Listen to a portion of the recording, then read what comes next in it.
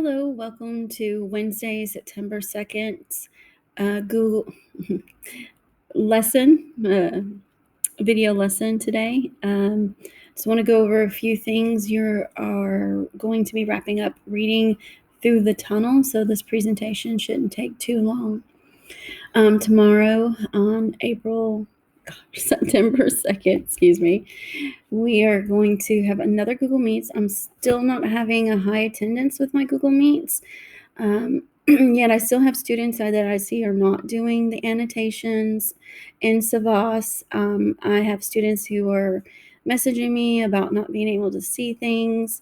So if you're struggling in any way, I highly, highly encourage you just to stop in, ask your questions, listen to other people's questions, and get some help so you're on track. You cannot afford to get behind on your work. So tomorrow, this one is going to be a little bit later. This will be an after-school one from 2:50 to 3:30, or should have been 3:20, but I'll stay on as long as I can. So, as always, you will actually need to probably look at the slides that will help you first before you go to just jump in and doing the warm-up. You'll need to go to Clever and log in and get onto your online textbook and get to the assignment where you can continue to annotate the text. The directions for annotating, again, are in the slides here, so make sure you're doing those correctly. Please don't think that that's something that can be skipped. It is an expectation, so make sure you are doing it. I had a student ask about how you delete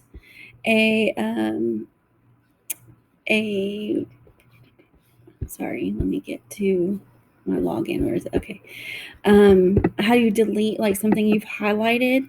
So let me jump on Savas real quick with you. So you have your assignment, the reading and annotating through the tunnel. Should not have turned that in yet until we've completely finished reading. I'm going to look at a preview of this.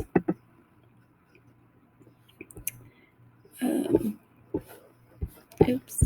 Let's go back. Look at that. And preview. So this is kind of where you would look and click on your assignment.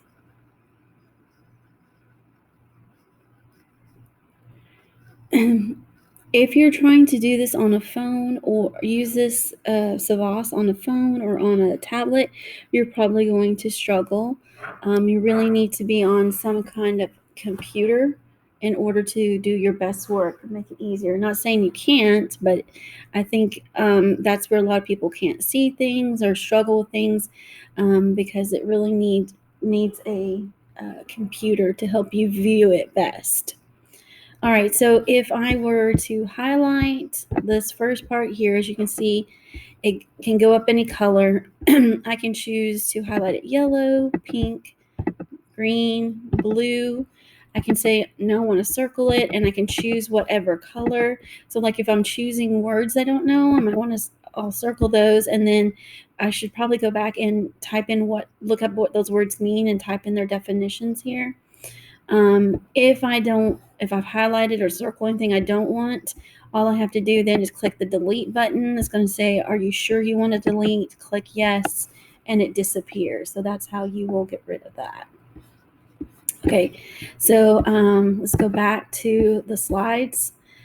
So warm up, get to your online text, carefully read through the slides, which we're going to do, and then after you've gone through the slides, you need to get ready to, you have in Google Classroom, you'll have a questions to answer over the part 2 of the story through the tunnel.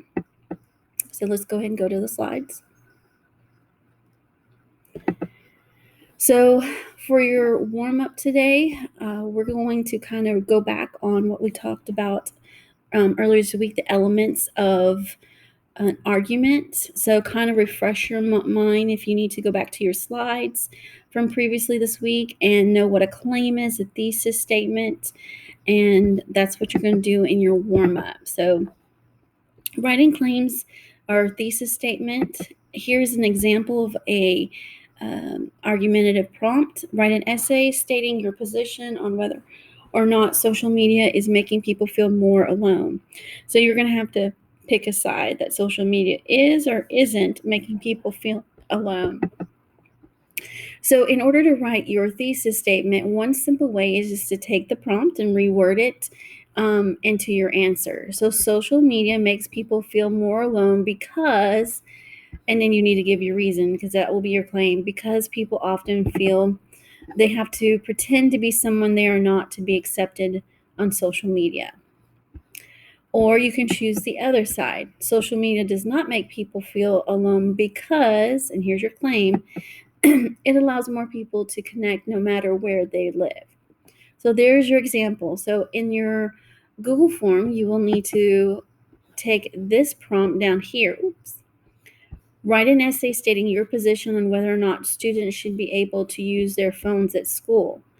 And down here, you have two options. You can say students should be able to use their phones at school because, and give your claim, or students should not be able to use their phones in school, and again, give your claim.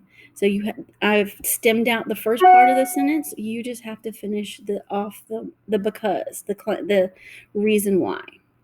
And that will be your warm up. So you can go to pause the video right now and go to Google Classroom, go to classwork, click on the Google form and complete that warm up for attendance.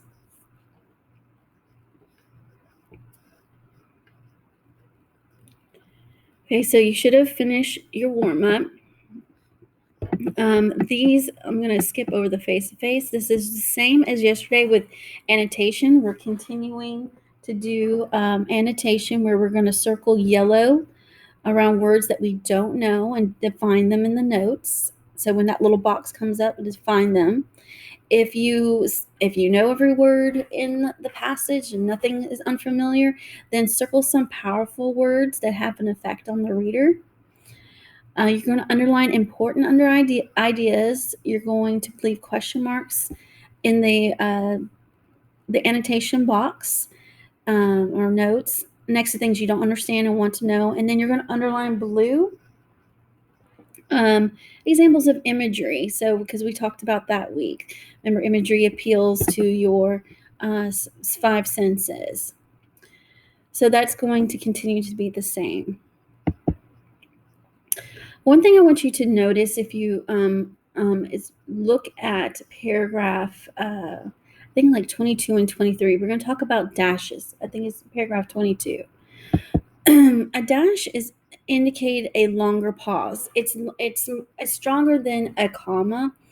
Sometimes we see it often if you see characters are talking and one character interrupts them or their thought is interrupted, you'll see a dash in the text. So that allows you to understand how to read it and how you should hear that dialogue being spoken. So the last sentence of paragraph 22 contains a dash. How does the author use this dash? So if we go back down, it says, now he could see. It was as if his eyes of a different kind, fish eyes that showed everything clear and dedicated and wavering in the bright waters. Can't see. All right, so the dash in sentence 22 is used to indicate additional information is to come. A dash sets off the phrase that provides a further description of eyes of a different kind. So pay attention as you read, not just this text and other texts where you see authors using the text and how purposeful, dashes and how purposeful their dashes are. All right, a little cross-curricular perspective. When you read the story, you're going to hear about how Jerry starts having these nosebleeds after he's spending lots of hours training and trying to hold his breath. And just to let you know, if you're unfamiliar, nosebleeds can be a very common occurrence for competitive swimmers. Though nosebleeds are not life-threatening, they can cause dizziness and blood loss if frequently and severe. So I don't know if any of you have ever had a nosebleed, but they're Just a little scary, not that much fun. All right, so you can go ahead and pause the video and go ahead and read the rest of the story. The only thing left on the slides here are the questions that you're going to do in Google Classroom. Some things I want to be sure to tell you about your written responses is to make sure you should always write complete sentences. Answer all your questions with full response. Don't write vague responses. For example, on the worksheet for part 1, there was the question, I believe it was number 2, where it asked about guilt and worry. And I've seen students write just about Jerry's guilt or worry, or they write about the mom's guilt or worry, and they're not even really clear what they're describing. Is what you're describing their feeling is worry or guilt? So the best answer would have been to give Jerry's example of how he is worried. What is he worried about? What does he feel guilty about? And then go into the mother, what she's worried about, what she feels guilty about, and then bring it all together and talking about how that shows, what that shows about the relationship between the two. So make sure you're answering all those questions. I've also graded some worksheets that did not answer all the questions. It forgot one sentence response, and there's 3 questions. It's not going to cut it. So make sure you're doing that. I'm seeing really some good strong writers, but many of you need to work on your writing skills and just practice brushing up on grammar, punctuation, and capitalization. And I think a big thing would be just proofread what you've written. And there's some sentences that don't make sense, and it just takes a little extra effort just to proofread before you turn something in. Biggest pet peeve, watch out for unclear pronouns. If a question asks something about Jerry, don't start your response off with, he went to the beach or he went to the bay. That's an unclear pronoun. You have to give a noun before you can use a pronoun in your writing. Because pronouns, the job of a pronoun is to take the place of a noun. So you need to say Jerry went to the bay while his mom, now I'm using the pronoun his, and it's okay because now his is taking the place of Jerry. So make sure you have, if you see me in your comments when I'm putting out the assignments to you, make sure you go back and read the feedback so you can improve the next time you do a writing assignment. I'm putting unclear pronouns quite frequently. Capitalize words that should be capitalized, not capitalizing words that should not be capitalized, or sorry, not capitalizing words that should be capitalized. So please be cognizant of that. Run-on sentences, we've got to really maybe even have a lesson on that about not running your sentences together. And always make sure your sentences make sense. Always proofread. So you will go answer those questions there again in Google Classroom. I'm going to actually go click over there, and then you have your exit ticket.